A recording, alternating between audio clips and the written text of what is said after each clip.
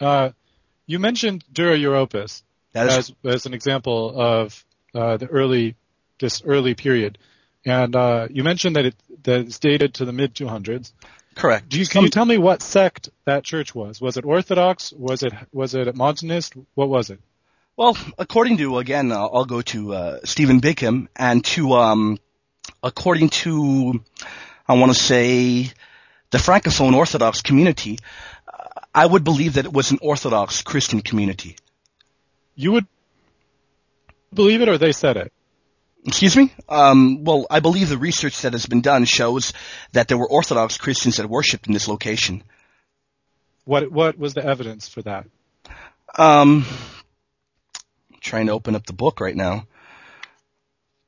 I believe the evidence that Bickham specifically brings up are the fact that we have a number of images that correspond to biblical events and biblical texts, and I believe the evidence that he specifically finds as strong evidence is the fact that a number of these images correspond, and some look almost exactly to those that exist in the Vienna Genesis, and he therefore concludes that definitely Orthodox Christians must have worshipped in this location. Of course, it doesn't present. How similar the art is how you tell that there were. There's a number. No, there's a number of arguments that he brings forth. I believe that is one of the strongest arguments that he brings forth, since the Vienna Genesis is considered to be an authentic work through textual criticism that has been passed down by Christianity. I think this is one of the strongest proofs that he does bring forth. But no, I do not think that is the only evidence that would prove that an Orthodox community must have worshipped in this location. So let's assume, without, I haven't seen any specific evidence that's an Orthodox community, but let's assume for a second that it is Orthodox. Right. And let's further assume that they actually ended up using this church at some point. Is there some evidence that they were using those pictures, that they were venerating those pictures, or that they were just used for some other purpose, construction or decoration? No, we don't have any evidence, any written evidence that says that individuals bowed, venerated towards these images. But what we do have is, as positive evidence has been pointed out, are images that are placed in specific locations where bowing did occur. So it is assumed, and I think with strong evidence, that images, not only in just this location, but in many other locations, many other evidences can be brought forth that, that images, statues, for instance, were venerated in a religious manner. If I bow down in my service at church, and there are people around me, does that mean I'm bowing down to those people? If the people are around you, or it would depend. It would depend if you're bowing down specifically to the people. It all depends on the context. If you bow down and there are people around you, exactly, bingo. Yes, correct. So it's the same thing is true about these images. It depends on whether you're bowing down to the specific image or just near the image. Oh, correct. Right? Context is very important, but I think I'm glad that you brought that point up, because specifically in locations where Christians knew that they would be bowing down, in areas that they'd be worshiping in this location, we specifically have images here. And I think that is a strong affirmation that images were not only bowed to, but they received religious veneration. Well, you seem to think that it's a strong evidence, but what would be stronger evidence would be somebody actually talking about doing it. Correct. Any Orthodox writer in the first 5 centuries saying we've bowed down to images.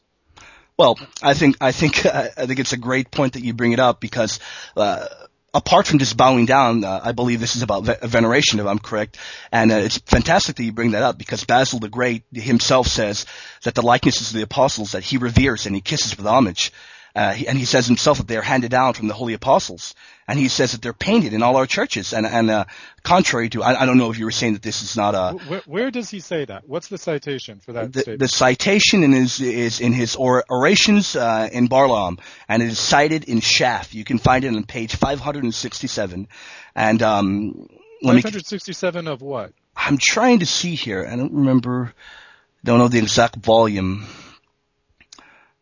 I don't know the exact volume, but I can find that out in just a moment. But if your assumption is that this is I'd be happy to use some of my time for you to find me the citation so I can track down what work this is from and see the context for myself before the debate's over, if it's possible. Oh, absolutely. Definitely. I could definitely. Would you like me to look that up now or in a break time? If you can do it now, it's fine. It might take a little bit of the time right now, but I'll go ahead and I'll do it. Let me go ahead and check that out.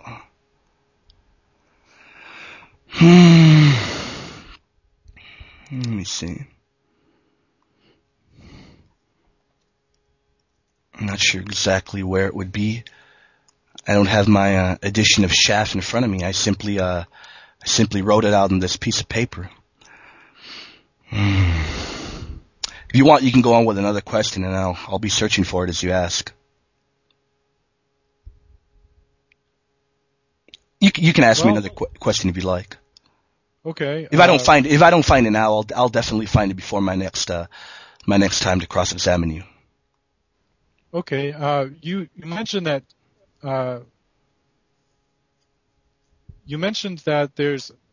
these images are not the result of pagan influence, but instead that they're the result of Jewish influence. Or did I misunderstand you? Was that not what you were saying? I was quoting an author, but yes, I do believe that you're correct. Orthodox Judaism, there's much evidence that within Orthodox Judaism that images were not a problem there. And I quoted a number of authors that specialize specifically in this field. So yeah, I do believe that is correct. I think you understood me correctly. In Eusebius 14th, in his Ecclesiastical History, 14th chapter, when he's talking about images, it's no marvel if they which being Gentiles before and did believe seemed to offer this as a gift to our Savior for the benefits which they had received of him. Yea, and we do see now that images of Peter and Paul and of our Savior himself be made, and tables to be painted, which methink to have been observed and kept indifferently by a heathenish custom.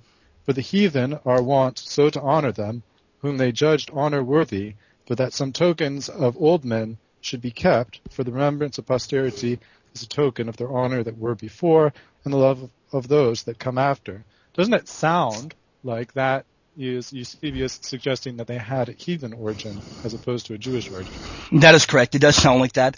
But as Eusebius goes on to point out, regardless of that comment, which I do agree, it is recorded that he does say that, he himself never once blasts the images, and in fact says that it is a wonderful memorial of the benefit to have a statue of Christ. And he goes on to point out that he had also seen images of Peter and Paul, and even of Christ himself. And I believe Eusebius, quite contrary to what some people say, I believe he is a fantastic witness for the positive affirmation of icons. Excuse me, my time is up.